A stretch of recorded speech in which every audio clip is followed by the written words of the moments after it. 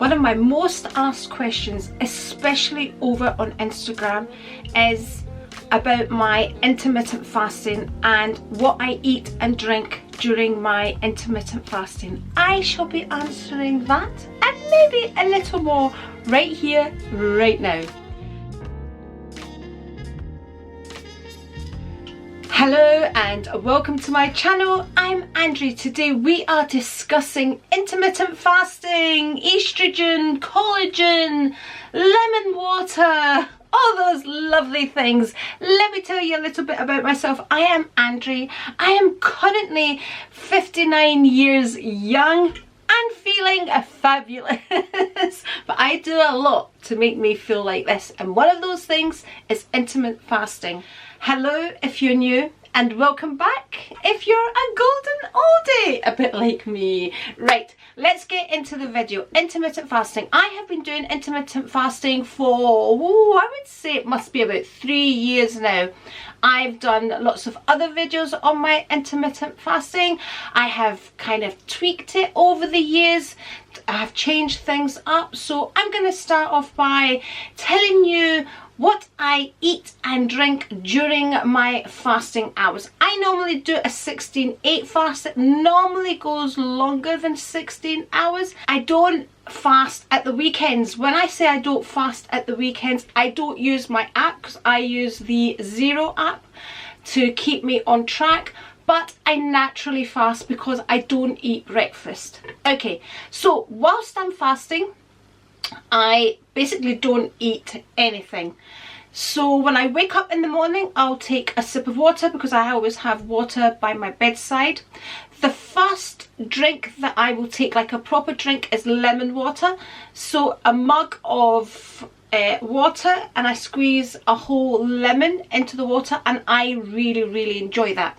I used to take lemon water all the time years ago, and then somebody told me it was really bad for my teeth, the enamel on my teeth, and it kind of put me off. I have now kind of weighed up the pros and cons and have decided that lemon water suits me. It's something that I enjoy, and to me there are a lot of benefits. What are these benefits?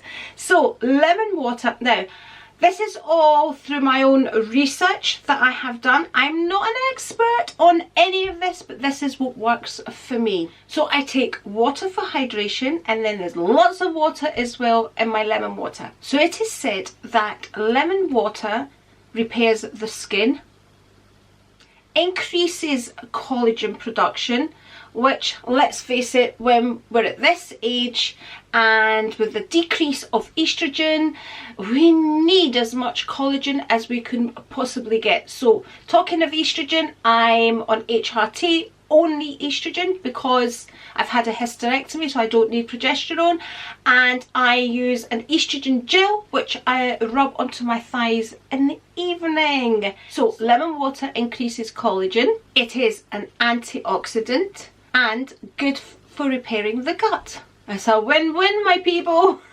So those are the reasons I take lemon water. Okay, I then take my black coffee.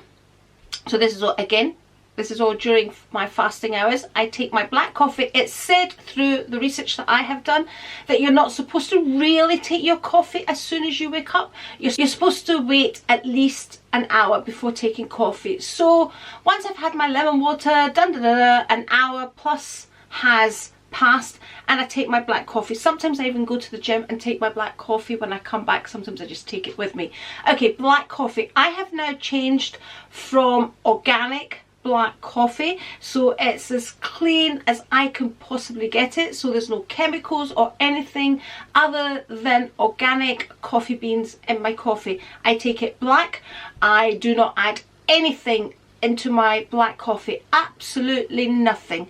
So I buy the Nespresso organic capsules, and that's the coffee I have, and I just have as many coffees as I feel like having, basically, until I'm ready to break my fast. Now, the good thing about taking coffee during your fasting hours is that it stimulates autophagy, which is a word that's often connected to intermittent fasting. Okay, so what is autophagy? Just to simplify it, because I don't want to get too deep into all of these things, and there's plenty of experts on YouTube that can tell you about autophagy and, you know, what it actually does and what it actually means. To simplify things, all I'm going to say to you, autophagy is basically cells eating themselves. It's a cleanup, basically. It's when you're getting rid of the bad cells, so the good cells are getting rid of the bad cells. That is me simplifying it, okay? So it's a good thing. Now, talking about cells eating themselves, I quite often hear, you know, that people that intermittent fast lose muscle mass. Well, people, there you go. There's no reduction in my muscle mass here. But how do I maintain this? I exercise every day. I make sure I eat plenty of protein. When I eventually do break my fast, it's high in protein. I eat full fat yogurt with nuts and berries, and I add my collagen to my yogurt as well, and peanut butter, so it's kind of high fat, high protein, and that maintains my muscles. So, you know, you have to watch what you're eating when you're intermittent fasting.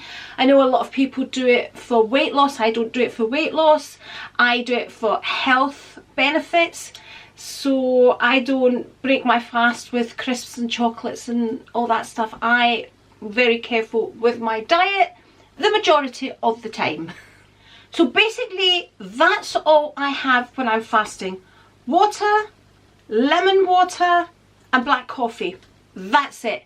Nothing else enters my mouth until I'm ready to break my fast. So I'll then have, just before I'm ready to break the fast, I'll have 2 tablespoons of apple cider vinegar in water. And the reason I take the apple cider vinegar is to make sure I do not spike my glucose levels. So basically, my apple cider vinegar is regulating my blood sugar levels, and it does that by feeding your good bacteria in your gut. That's a win-win again. So also, if you are eating high carbs, it's a good idea to take apple cider vinegar. Always dilute it. Well, I mean, I couldn't possibly take straight vinegar. I always dilute it, and it's supposed to be really bad for your teeth if you take it straight. So I always dilute it.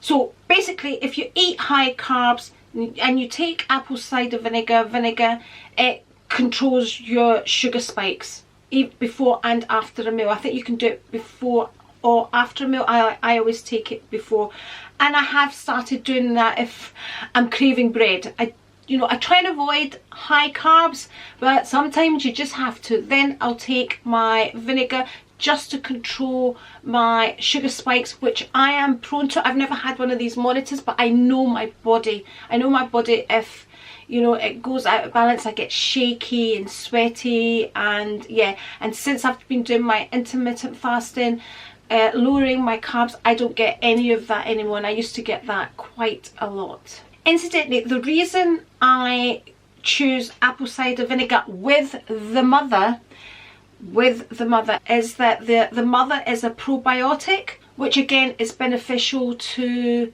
your gut microbiome, basically. So I must have a pretty healthy gut, my people, pretty healthy. Anyway, I hope that has answered the question. I just wanted to make a very, very quick video on the reasons of what I drink and when I drink and why I drink it and all of that. So it's a 16/8 intermittent fasting that I do. I use the Zero app, and that way I can just tap when I've started fasting, and I can tap when I've finished fasting, and I don't have any of that. Was it this time? Was it that time? It just keeps me on track. I don't pay for that app. I haven't kind of upgraded. That's all I need from it, and it does keep me on track. In the evenings when I'm like, will I have this? No, I've already hit the thing on the app, so no. And it does kind of keeps you accountable. So I hope you have enjoyed it. If you have any more questions for me, down in the comments, and I'll do my very best to answer them. Remember, I'm not an expert. Let me know if you do any of these things, and if you are into intermittent fasting and how many hours you do your fasting for and all that good stuff. Thank you very much for watching, for being here with me. If you would like to see any more videos from me, and I do a variety of videos, as always I shall link one here, and if you're not already subscribed, I would love for you to subscribe by hitting the A right here, and I'll see you next time. Bye.